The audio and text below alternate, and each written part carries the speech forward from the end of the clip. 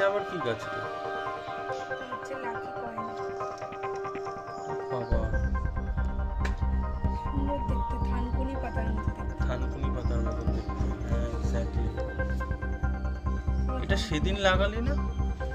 হ্যাঁ, এটা সেদিন লাগানো হয়েছিল, কিন্তু এটা ভাবছিলাম হয়তো গাছটা দাঁড়াবে না ঠিকঠাক, কারণ এটা একটা দাদা দিয়েছিল তার বাড়ির থেকে।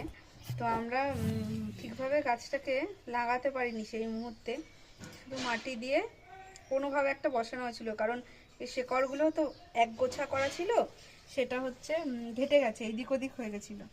তো ভেবেছিলাম হয়তো গাছটা দাঁড়াবে না, কিন্তু দেখছি সুন্দরভাবে দাঁড়িয়ে গেছে। শেকড়গুলো মাটি খুব সুন্দরভাবে মানে আঁকড়ে ধরেছে, আঁকড়ে ধরে ও নিজে নিজেই দাঁড়িয়ে পড়ছে।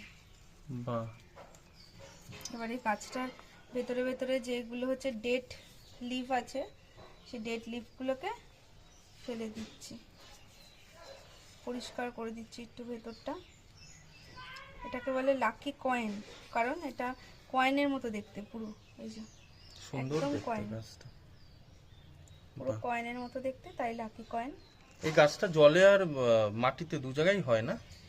হ্যাঁ, দুটো জায়গাতেই হয়, মাটিতেও হয়, আবার শুধু জল দিয়ে রাখলে জলে মানে অনেকটা পদ্ম পাতার মতো ভেসে থাকবে জলে দিলে, আর মাটিতে দিলে হচ্ছে এরকম লাগবে দেখতে। বাহ, খুব সুন্দর।